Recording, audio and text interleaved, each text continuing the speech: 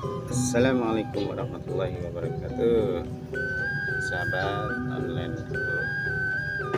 pagi hari ini kebetulan kita siap untuk yaitu ganti air ya, budidaya ikan lele dalam karung tas ya, sangat mudah meriah dan cukup menghasilkan ya.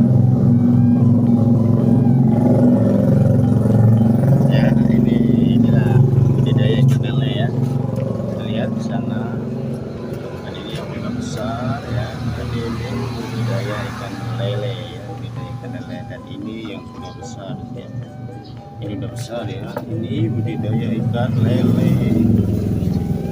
Oke, yuk, kalau tertarik silahkan komen di bawah ini, jangan lupa komentar di bawah ini. Yuk, selamat berjumpa kembali.